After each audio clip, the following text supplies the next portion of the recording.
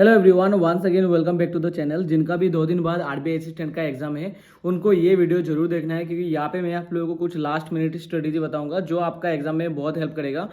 जिनके भी अगर न्यू एस्पिरेंट है या फिर जो भी रिपीटर्स है जिनका एग्जाम क्लियर नहीं हुआ अभी तक लेकिन फिर भी आरबीआई असिस्टेंट देने जा रहे हैं, और जो भी न्यू एस्पिरेंट है जो फर्स्ट टाइम किसी बैंकिंग एग्जाम में बैठ रहे हैं और आरबीआई असिस्टेंट देने जा रहे हैं, दोनों के लिए ये वीडियो बहुत इंपॉर्टेंट होने वाला है। यहाँ पे मैं अपना कुछ स्ट्रेटेजी आपको बताऊंगा कैसे मैं फुल अटेम्प्ट करता था क्लार्क एग्जाम में। जैसे कि आप लोगों को बताया आईबीपीएस क्लार्क में मेरा 94 समथिंग 94 के करीब स्कोर है out of 100। Then RBI assistant में भी आरआरबी प्रीलिम्स में भी मेरा मतलब 80 में 80 अटेम्प्ट हुआ था। उसमें तो नॉर्मलाइजेशन के कारण थोड़ा सा मार्क कम आ गया। फिर भी मैं आप लोग को बताऊंगा कि कैसे मैंने कम टाइम में, जो भी मेरा पूरा टाइम था उससे कम टाइम में मैंने पूरा अटेम्प्ट कर पाया, और कैसे आप लोगों को भी एग्जाम में क्या करना है कि पूरा अटेम्प्ट कर पाओ। आप लोगों को पता है कि आरबीआई असिस्टेंट जो एग्जाम है ये IBPS clerk and RRB clerk level होता है। आईबीपीएस क्लार्क से भी इजी होता है। तो अगर आईबीपीएस क्लार्क में मैंने इतना अटेम्प्ट कर पाया तो आप लोगों को मैं बता सकता हूँ कि क्या मैंने किया कि आप लोग भी ऐसे अटेम्प्ट कर सकते हो। तो वीडियो को लास्ट तक जरूर देखना, ये वीडियो आप लोगों को बहुत हेल्प मिलेगा। ठीक है, सबसे पहले आप लोगों को बताऊंगा कि अटेम्प्टिंग स्ट्रेटेजी क्या होना चाहिए, क्वेश्चन कैसे अटेम्प्ट करोगे। और अटेम्प्टिंग स्ट्रेटेजी बहुत इंपॉर्टेंट है क्योंकि यही से एग्जाम निकलता है, और प्रीलिम्स एग्जाम अगर हाई कट ऑफ जाता है तो यही से एग्जाम निकलता है। ठीक है, सेकेंडली मैं आप लोगों को बताऊंगा कि एक्यूरेसी अटेम्प्ट से बहुत इंपॉर्टेंट होता है। इसका मतलब नहीं है कि इसमें एक्यूरेसी रख के अगर 80 अटेम्प्ट करोगे फिर भी एग्जाम निकल जाए, नहीं, ऐसे नहीं होता है। क्योंकि यहाँ पे आप लोगों को बताया 90 के ऊपर स्कोर जाता है, किसी स्टेट में तो 95 के भी ऊपर स्कोर जाता है। तो यहाँ पे ऐसा नहीं है कि सिर्फ एक्यूरेसी से काम चलेगा, अटेम्प्ट भी करना होगा। लेकिन अटेम्प्ट से इंपॉर्टेंट एक्यूरेसी क्यों है देखो, क्योंकि यहाँ पे क्या है, अगर 1-2 क्वेश्चन भी आप लोग गलत करोगे तो आप लोगों का प्रीलिम्स से बाहर निकल जाओगे। क्योंकि यहाँ पे क्या होता है, यहाँ पे कट ऑफ इतना हाई जाता है कि अगर 1-2 क्वेश्चन भी आप लोग गलत नहीं कर सकते हो। अगर 96 अटेम्प्ट कर रहे हो तो 96 से 96 ही करेक्ट होना चाहिए, क्योंकि ऐसे आप लोगों को मतलब ऐसे पकड़ना है कि मुझे 100% एक्यूरेसी लाना है तभी एग्जाम निकलेगा। ठीक है, और 90 के ऊपर तो स्कोर मतलब अटेम्प्ट होना ही चाहिए। 90 के ऊपर अटेम्प्ट के साथ साथ आप लोगों का 100% अगर एक्यूरेसी रहेगा तभी एग्जाम निकलेगा। तो यहाँ पे कोई भी गेस वर्क आप लोग नहीं कर सकते हो। गेस वर्क करोगे तो आप लोगों का गड़बड़ हो जाएगा, गेस वर्क मत करना।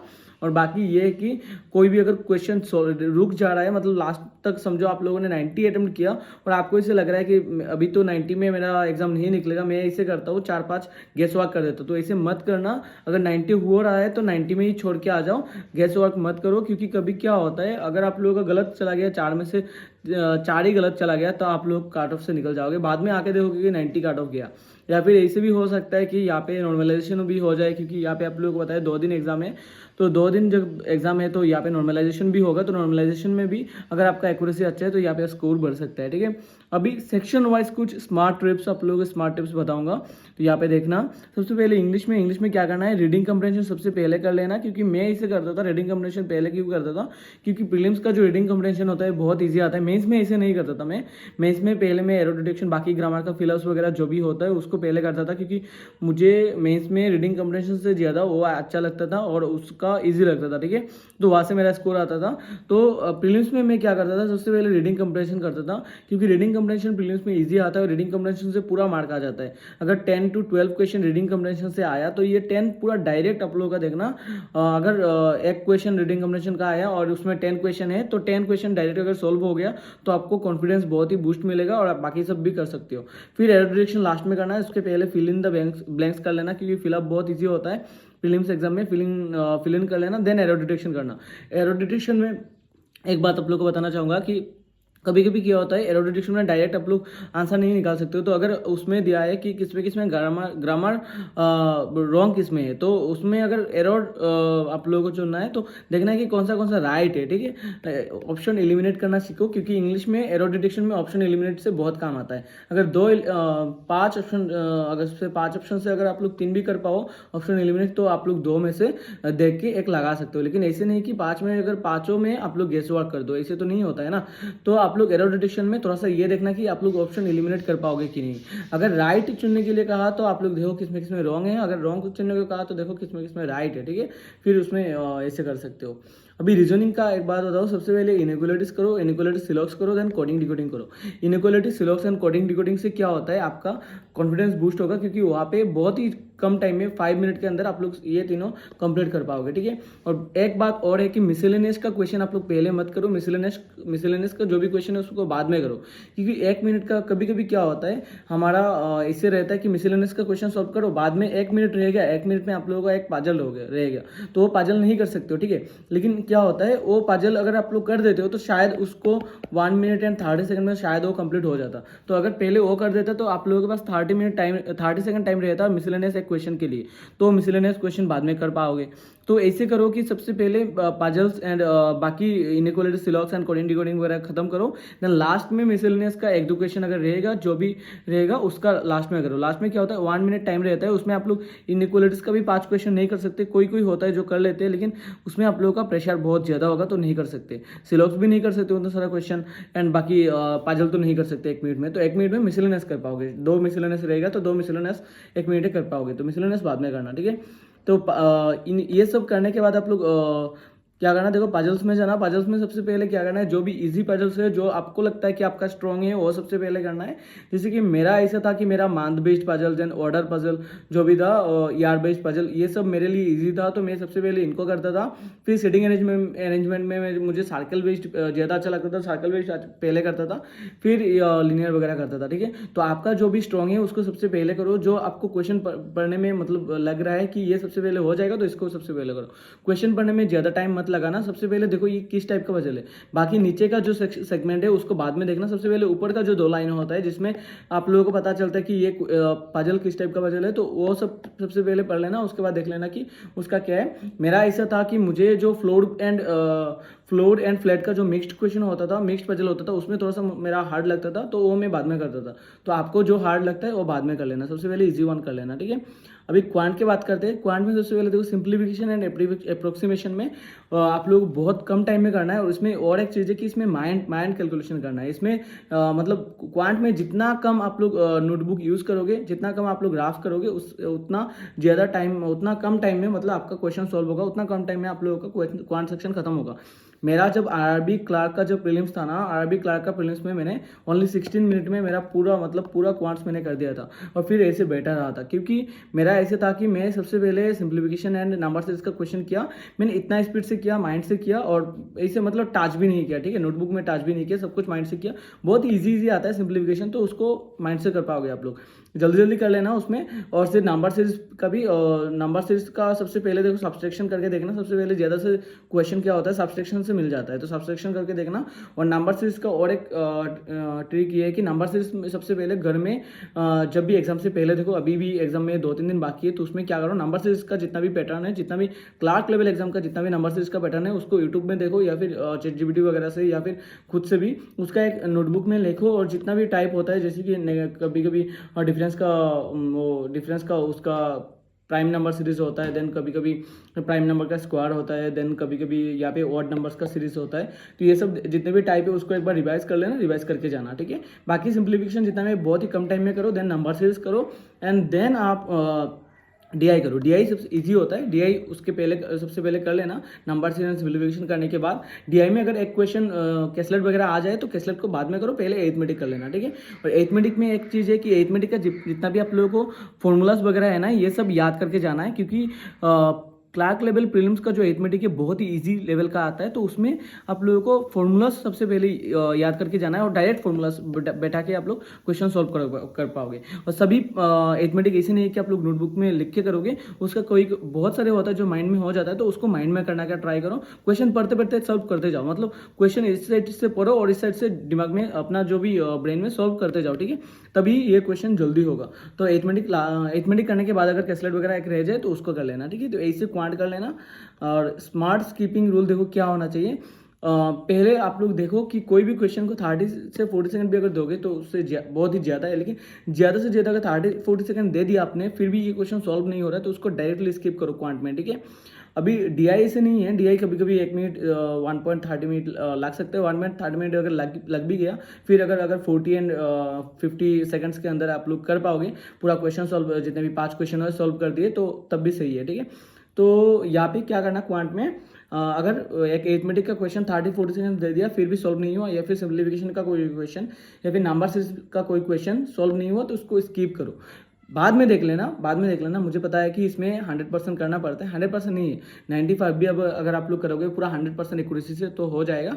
फिर भी अगर आप लोगों को लगता है कि नहीं होगा, मुझे पूरा अटेम्प्ट करना है, तो बाद में कर लेना। लेकिन अभी अगर 30-40 सेकंड लगा के भी नहीं हो रहा है तो उसमें स्टाक मत हो।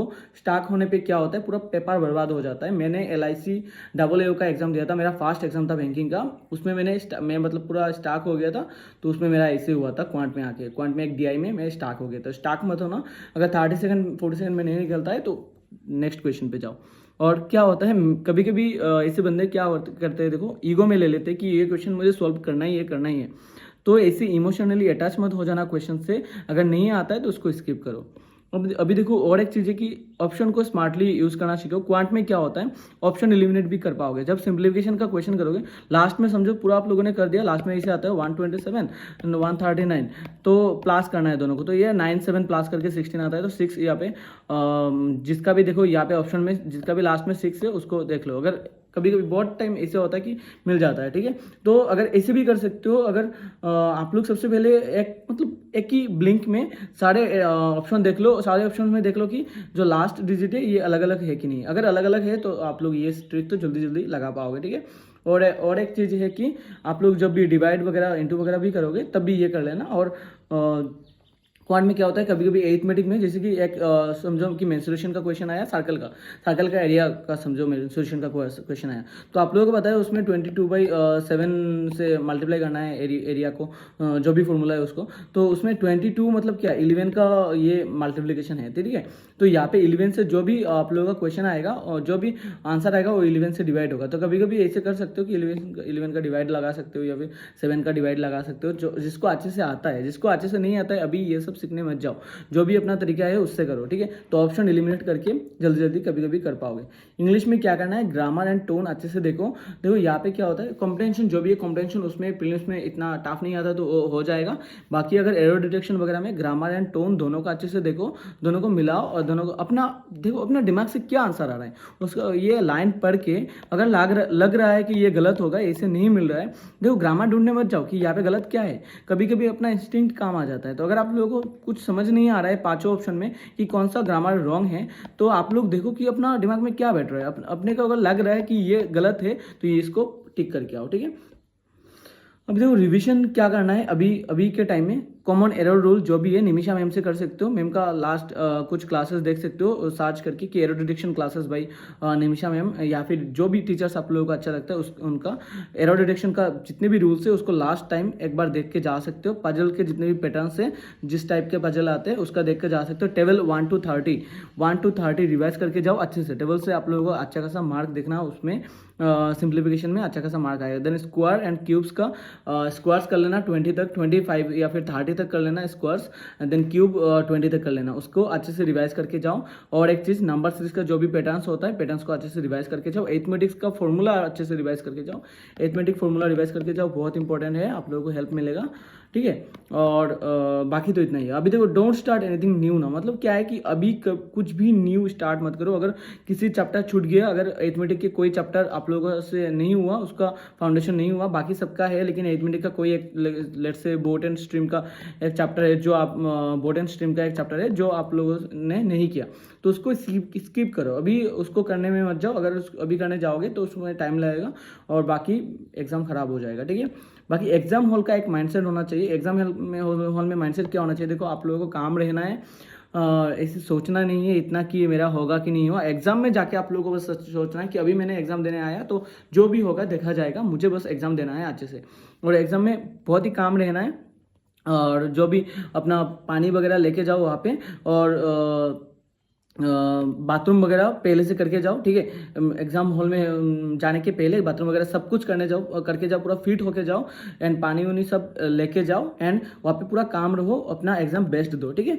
कुछ भी थिंकिंग नहीं करना है उसमें कि मेरा होगा कि नहीं होगा। ये अगर एक पहला क्वेश्चन समझो, पहले ही एक क्वेश्चन आ गया जिसको आप लोगों को नहीं आता, तो इसे मतलब अपना दिमाग को खराब मत करो। आप लोग दूसरा क्वेश्चन को देखो और दूसरा क्वेश्चन को सॉल्व करो, उसको स्किप करो।